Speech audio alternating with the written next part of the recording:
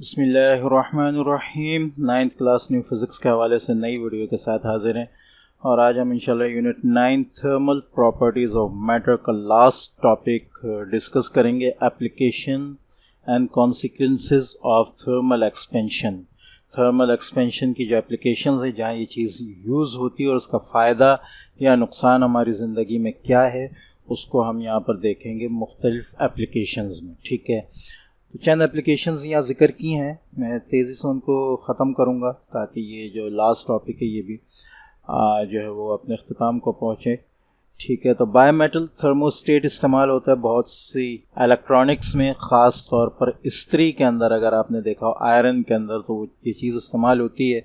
जब current pass होता है तो दो मेटल आपस में जो होते हैं वो टच हो रहे होते हैं, जिनमें से एक मेटल जो है उसका जो लीनियर एक्सपेंशन है वो ज़्यादा होता है। तो जिसका लीनियर एक्सपेंशन ज़्यादा होता है वो जब करंट पास होता है, ये मेटल दोनों गर्म होते हैं तो वो मेल्ट नहीं कहें बल्कि बेंड हो जाता है। ठीक है, तो बेंड होके दूसरे मेटल से जो है वो हट जाता है।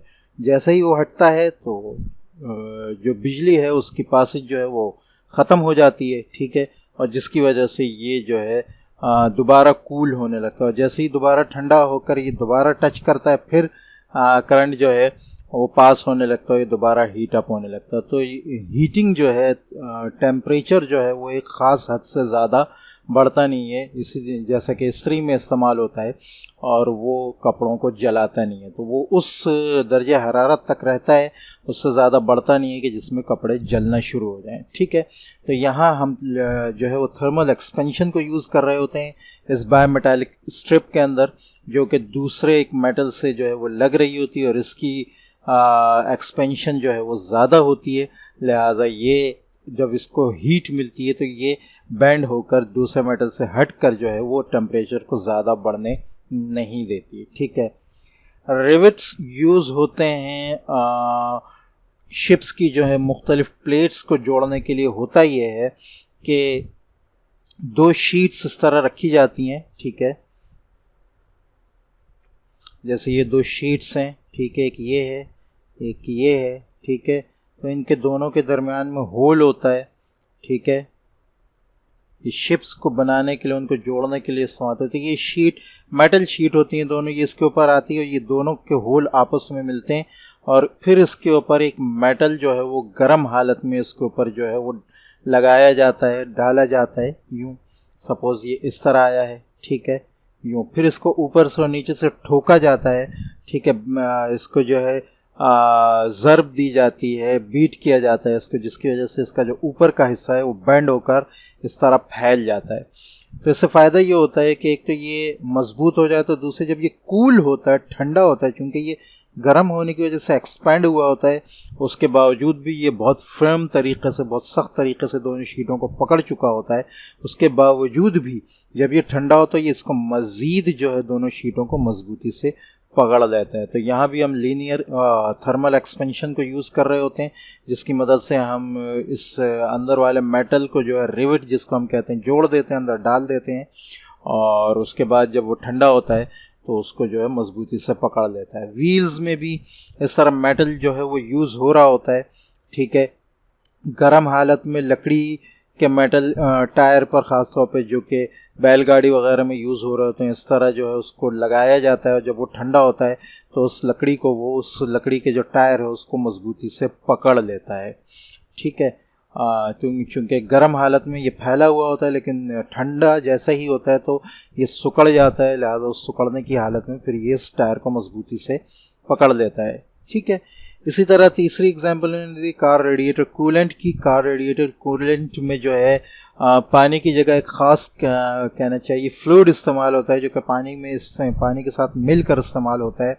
उसकी वजह ये होती है कि पानी को अगर हम डालें इंजन के अंदर तो उसकी उसकी वॉल्यूम एक्सपेंशन जो है वो ज़्यादा है। ठीक है, तो ये नुकसान हो सकता है जो डैमेज कर सकता है इंजन को। ठीक है, तो इंजन फट सकता है।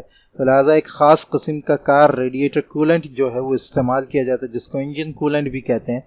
ठीक है, और फ्रीजेंट वगैरह भी कहते हैं। ठीक है, तो वो पानी में मिलाकर इस्तेमाल किया जाता है, जो इंजन को जो है ठंडक प्रोवाइड करता है और उसके साथ साथ वो एक्सपेंड भी नहीं होता, क्योंकि उसकी एक्सपेंशन जो है वो ज़्यादा नहीं होती, कम एक्सपेंड होता है बमुकाबले पानी के, तो लिहाजा वो इंजन को डैमेज नहीं करता।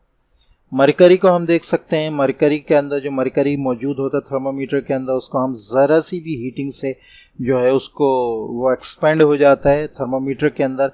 अगर हम उसको उससे भी ज़्यादा हीट प्रोवाइड करें तो ये हो सकता है कि मरकरी जो है वो फट के थर्मामीटर से बाहर आ जाए, ठीक है। तो लिहाजा उसको सिर्फ इंसान की जानदार की गर्मी ही दी जाती है, जिससे वो एक्सपेंड होकर उसका जो है वो आपका जो है वो कहना चाहिए कि टेम्परेचर बता देता है, जो कि फ़ारेनहाइट या सेंटीग्रेड वगैरह में होता है, ठीक है। तो ये मैं वैसे जो बात कर रहा हूँ ये क्लिनिकल थर्मामीटर की बात कर रहा हूँ। इसके अलावा जो दूसरे थर्मामीटर हैं उनका अपना अलग हिसाब किताब होता है। बहरहाल जहाँ मरकरी यूज़ हो रहा होता है तो वो एक्सपेंड होता है, उसकी लीनियर एक्सपेंशन काफ़ी ज़्यादा होती है, ठीक है। लास्ट जो मिसाल यहाँ उन्होंने दी वो रेल ट्रैक्स की दी है। तो रेल ट्रैक्स को मैं पहले बता चुका हूँ कि उनके गैप्स जो हैं वो रखे जाते हैं ताकि वो गर्मी में जो है वो लाइनें जो हैं रेलवे ट्रैक्स की वो मुड़ न जाएं बल्कि सीधी रहें, ठीक है। आगे लास्ट टॉपिक, छोटा सा टॉपिक है, real and apparent expansion of liquids को जो है वो बताया गया है, ठीक है। तो रियल और अपैरेंट एक्सपेंशन अगर हम कहें तो यहाँ दो किस्म के एक्सपेंशन है, एक रियल एक्सपेंशन है, एक अपैरेंट एक्सपेंशन है। होता ये है जैसे कि हम इस मिसाल में देखें, यहाँ एक बीकर है जिसको हम गर्म कर रहे हैं, उसके अंदर एक लिक्विड मौजूद है। तो जब इसको हम गर्म करेंगे तो पहले ये जिस कहना चाहिए फ्लास्क के अंदर, बीकर काम है ना, ये फ्लास्क है, फ्लास्क के अंदर मौजूद है, ठीक है। पहले ये फ्लास्क जो है वो फैलेगा, ठीक है। तो अगर लिक्विड ए पोजीशन पे है तो फिर वो पहले बी पोजीशन पे आएगा, क्योंकि ये फ्लास्क फैला है, तो ए से बी पोजीशन की तरफ पहले इधर आएगा, ठीक है। उसके बाद उसकी गर्मी जब अंदर की तरफ जाएगी तो फिर वो बी से सी तक जाएगा, ठीक है। तो अगर हम यहाँ देखें तो जो ओरिजिनल यानी रियल एक्सपेंशन जो लिक्विड की हुई है वो बी टू सी हुई है, ठीक है। जबकि अपैरेंट एक्सपेंशन उसकी ए टू सी है, यानी हम ये समझेंगे कि पहले ए पॉइंट पे था और अब सी पॉइंट पे आ गया है, ठीक है। तो ये इसकी अपैरेंट एक्सपेंशन है जो हमें धोखा दे रही है। असल में इसकी एक्सपेंशन जो हुई है वो बी टू सी हुई है। वैसे तो जो भी फ्लास्क है या जो भी बर्तन है जिसके अंदर वो लिक्विड मौजूद है, हम गर्म करें वो इतना नहीं फैलता कि वो नज़र आए, लेकिन उसके बावजूद भी कुछ ना कुछ वो ज़रूर फैलता है, जिसकी वजह से धोखा होता है लिक्विड की ओरिजिनल एक्सपेंशन पर, रियल एक्सपेंशन पर। तो अपरेंट एक्सपेंशन वो है जो हमें नज़र आ रही है, यानी हम समझें कि ए से सी तक गया है, लेकिन असल में वो ए से सी तक नहीं गया बल्कि वो बी से सी तक गया, क्योंकि पहले वो ए से बी पर नीचे आया है इस फ्लास्क के फैलने की वजह से, गर्मी की, टेम्परेचर के, ठीक है। तो नीचे आया है और फिर बी से सी की तरफ गया है, तो इसकी जो रियल एक्सपेंशन है वो है बी टू सी और अपरेंट एक्सपेंशन इसकी ए टू सी है, ठीक है। तो यही चीज़ यहाँ पर जो है वो तफसील से बताई गई है, ठीक है। तो इसमें जो है ये बताया गया है कि लिक्विड्स जो हैं वो उनकी जब एक्सपेंशन होती है तो एक अपरेंट एक्सपेंशन होती है जो हमें धोखा दे रही होती है किसी भी बर्तन के अंदर, जब वो मौजूद हो तो वो चीज़ जो है वो रियल एक्सपेंशन नहीं होती, बल्कि रियल एक्सपेंशन जब हम नापें तो वो होती है जब वो जिस पोजीशन पे आया है उस पोजीशन पर वो उस पोजीशन से आया हो कि जो जिस बर्तन के अंदर वो मौजूद है वो बर्तन के फुल एक्सपेंड होने के बाद जिस पोजीशन से वो अब लास्ट पोजीशन पे आए, ये उसकी रियल एक्सपेंशन है, ठीक है। तो आई होप ये लेक्चर आपको अच्छी तरह समझ में आया होगा।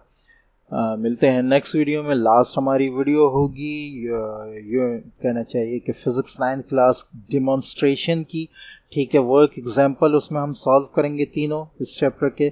तो मिलते हैं नेक्स्ट वीडियो में, तब तक के लिए इजाज़त। अस्सलामु अलैकुम व रहमतुल्लाहि व बरकातहू।